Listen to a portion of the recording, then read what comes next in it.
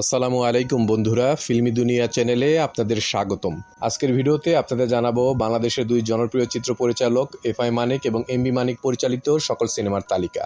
শুরুতে রয়েছেন জনপ্রিয় চিত্র পরিচালক এফআই মানিক স্যার। তার পুরো নাম হচ্ছে ফখরুল ইসলাম মানিক। তিনি 1959 সালে লক্ষ্মীপুরের রায়পুরে জন্মগ্রহণ করেন। চলচ্চিত্রে তিনি কাজ শুরু করেন ঝিনুক কথাচিত্রের হাত ধরে। পরিচালক হিসেবে তার চলচ্চিত্র অভিষেক হয় 1989 সালে বিস্ফোরণ সিনেমার মাধ্যমে, যেটাতে অভিনয় করেছিলেন জসিম, জাফর ইকবাল, রোজিনা, অঞ্জনা সহ আর অনেকে। তারপর 1992 সালে মুক্তি পায় প্রেম লড়াই। এটাতে মূল চরিত্রগুলোতে ছিলেন জসিম, ইলিয়াস কাঞ্চন, চম্পা, রানী সহ আর অনেকে। 95-তে মুক্তি পায় বিশাল আক্রমণ। এটাতে মূল চরিত্রে ছিলেন মান্না, চম্পা এবং হুমায়ুন ফরিদি।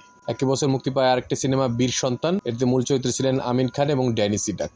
তারপর একটি বিরতির পর 2000 সালে মুক্তি পায় এ বাঁধন যাবে না ছিঁড়ে। এটাতে মূল চরিত্রে ছিলেন রিয়াজ এবং শাবনূর। একই বছর মুক্তিপ্রাপ্ত আরেকটি সিনেমা পাল্টা হামলা। এটাতে ছিলেন শাকিব খান, শাহিন আলম, অমিত হাসান, ঋতুপর্ণা, মুনমুন সহ আর অনেকে। 2000 সালে মুক্তিপ্রাপ্ত তার একটি সিনেমা ফুল নেব না অশ্রু নেব। এটাতে ছিলেন শাবনূর, শাকিব খান এবং আমিন খান।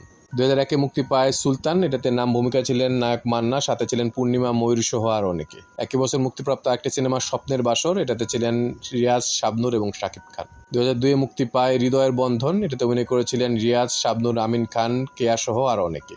একই বছর মুক্তিপ্রাপ্ত একটি সিনেমা স্বামী স্ত্রীর যুদ্ধ। এটাতে মূল চরিত্রে ছিলেন মান্না, শাবনূর, পূর্ণিমা, ডিপজল, নায়করাজ আব্দুর রাজ্জাক সহ আর অনেকে। 2002-এ মুক্তিপ্রাপ্ত একটি সিনেমা লাল দরিয়া। এটাতে অভিনয় করেছেন নায়করাজ আব্দুর রাজ্জাক, আমিন খান, মৌসুমী, পূর্ণিমা এবং রিয়াজ।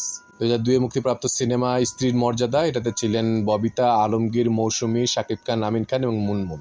2002-এ মুক্তি পায় আরেকটি সিনেমা ভাইয়া। এটাতে দ্বৈত চরিত্রে ছিলেন নায়ক মান্না, সাথে ছিলেন রচনা ব্যানার্জি এবং শাবনূর। 2003-এ মুক্তি পায় দুই বধূ এক স্বামী। অভিনয় করেছিলেন মান্না, মৌসুমী এবং শাবনূর।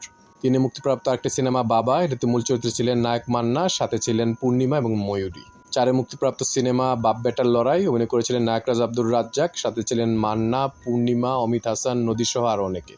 2004-এ মুক্তিপ্রাপ্ত সিনেমা বিদ্রোহী সালাউদ্দিন। এটাতে ছিলেন মান্না, পূর্ণিমা, শাহিন আলম, অমর সানি সহ আর অনেকে। 2004-এ মুক্তি পায় আরেকটি সিনেমা মান্না ভাই। এটাতে ছিলেন নায়ক মান্না, রচনা ব্যানার্জি এবং নায়িকা পপি। তারপর 2006-এ মুক্তি পায় রণাঙ্গন। এটাতে অভিনয় করেছিলেন মান্না, রাজীব, ঋতুপর্ণা সেনগুপ্ত সহ আর অনেকে। 2006-এ মুক্তি পায় আরেকটি জনপ্রিয় সিনেমা কোটি টাকার কাবিন। এটাতে অভিনয় করেছিলেন ডিপজল, শাকিব খান, অপু বিশ্বাস, নায়করাজ আব্দুর রাজ্জাক, ফারুক, সুচরিতা সহ আরও অনেকে।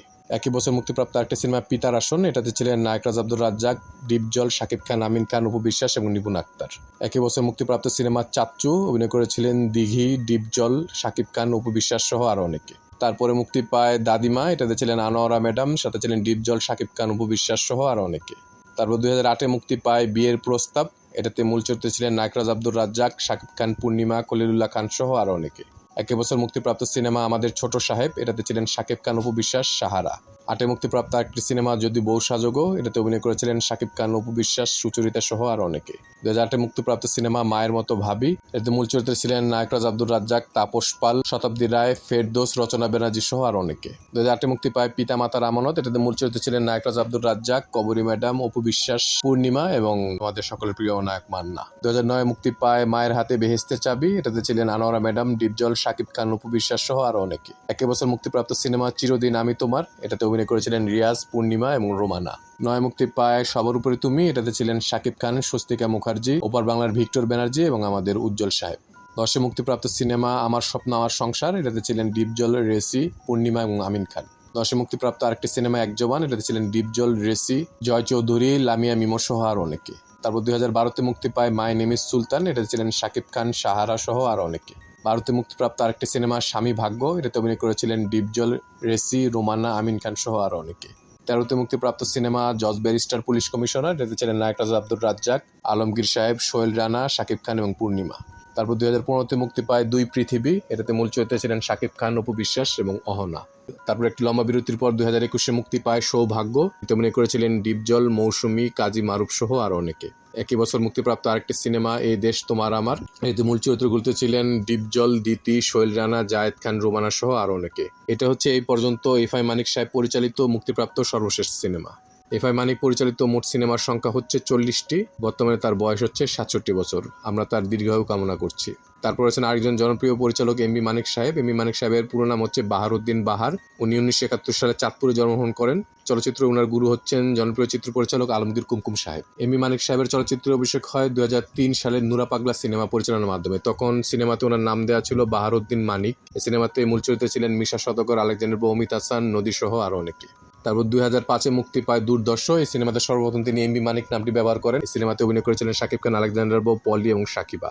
একই বছর মুক্তিপ্রাপ্ত আরেকটি সিনেমা রক্ষা নাই, এটাতে ছিলেন আলেকজান্ডার বউ, মনিকা, মেহেদি সহ আরো অনেকে। 2006 মুক্তি পায় জাদ্রেল, এটাতে মূল চরিত্রে ছিলেন আলেকজান্ডার বউ, সাহারা, মেহেদি, মিশা সওদাগর সহ আরো অনেকে। একই বছর মুক্তিপ্রাপ্ত সিনেমা ক্ষমতা, এটাতে ছিলেন আলেকজান্ডার বউ, সাহারা, মেহেদি এবং ঝুমকা।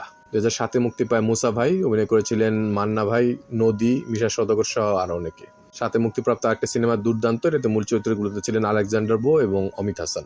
একই বছর মুক্তি পায় তুফান আমার নাম, এটাতে অভিনয় করেছিলেন আলেকজান্ডার বো, মিশা সওদাগর, মেহেদি, ঝুমকা এবং পলি। 2007-এ মুক্তিপ্রাপ্ত সিনেমা ওসমান, এটাতে মূল চরিত্রে ছিলেন অমিত হাসান, সাথে ছিলেন শাহিন আলম, মিশা সওদাগর সহ আরো অনেকে। 2007-এ মুক্তিপ্রাপ্ত আরেকটি সিনেমা কঠিন প্রেম, এটাতে মূল চরিত্রে ছিলেন শাকিব খান এবং শাবনূর। 2009 মুক্তি পায় প্রেম কয়েদি, এটাতে মূল চরিত্রে ছিলেন শাকিব খান, সাহারা সহ আরো অনেকে। 2009 মুক্তিপ্রাপ্ত সিনেমা জান আমার জান, অভিনয় করেছিলেন শাকিব খান, অপু বিশ্বাস, সুচরিতা, মিশা সওদাগর সহ আরো অনেকে। 10-এ মুক্তি পায় বলো না তুমি আমার, এটাতে অভিনয় করেছিলেন শাকিব খান, আনিকা কবির শখ, নীরব, তমা মির্জা সহ আরো অনেকে।